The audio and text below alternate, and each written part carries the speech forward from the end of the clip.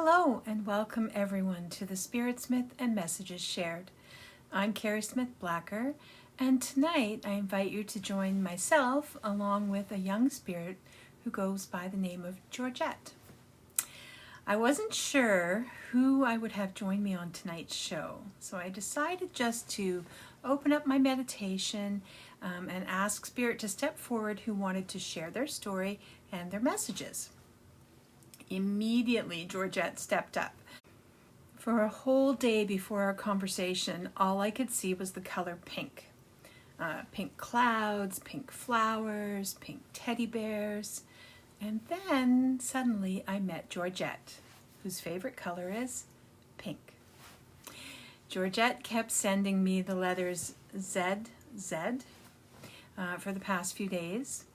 I did not understand this. I don't have a meaning for a double Z in my own personal meanings, images dictionary for this double letter combination. So to help me understand, Georgette, or Georgie as her friends and parents called her, let me see what she looked like. She was about 6 years old, wearing a short plaid skirt, sort of knee-high stockings, a cream-colored blouse, and for some reason, little black Mary Jane type shoes that sounded like tap shoes whenever she walked. So I had to ask, why do your shoes sound like tap shoes? And her reply was that she'd always wanted to take dance lessons, but that her family could not afford it. So now in heaven, she wears tap shoes. Georgette's hair was sort of cut chin length, maybe a little bit longer, and it was all in ringlets. She reminded me immediately of the little girl from It's a Wonderful Life, the movie, and she said to me immediately, she's like, "That's it! I always wanted to be called Zuzu." I think that's what the little girl was called, but that's what she said anyway. ZZ, she said, "I was sick in bed just like her. Only I didn't get better." "What was wrong? What made you sick?" I asked. "I had something called polio," she said. "I wasn't allowed to get out of bed. I remember my father coming in to check on me. He was really tall and thin and had a beard and a mustache."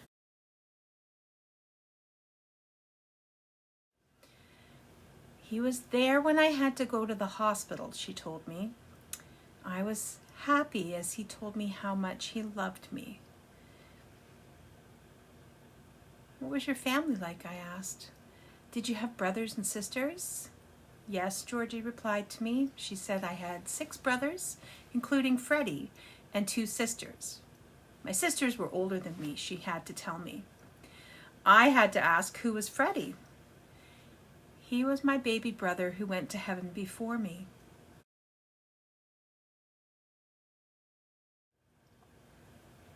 "When we arrived in heaven, my granny was there to hug us. I was named after her, Georgette." So her granny's name was Georgette. "So were you the youngest girl?" I asked. And she said, "Yes, I was the 7th," she counted them out on her fingers, "child in my family. And then came Freddie." And she said Freddie went to heaven when he was only a few months old. And then the next baby was named Harold. My family called him the baby after I went to heaven. When I got to heaven, I decided that I would help watch over Harold. And she told me that she still does this to this very day. He's still here on earth, and she loves him very much. My next set of questions were more focused on how her family had lived. Georgie's response was that they lived in the East End. I figured that was somewhere in England, as she presented herself, even in her spirit talk, with an English accent. "The East End of London?" I asked. "I think so," she said, or replied. "I miss my doll, Betty," she said. "Oh," I said, "what did Betty look like?" "She was a baby," Georgette answered. "I took care of her just like my mom, or mum, M-U-M, took care of my brother Harold." my mom made her for me out of yarn. So I wished I could see and touch this precious toy so badly. But I got the idea from the picture she formed in my mind, so that had to suffice for me. And I asked her, did you live in a house with your family? And she said, no, we lived in a small flat. With the family living in such close quarters, as I'm imagining and seeing from her, I had to wonder if any of her other siblings had fallen ill with polio. And she said that 2 of her brothers had actually gotten sick as well, but they got better because they weren't as sick as she was.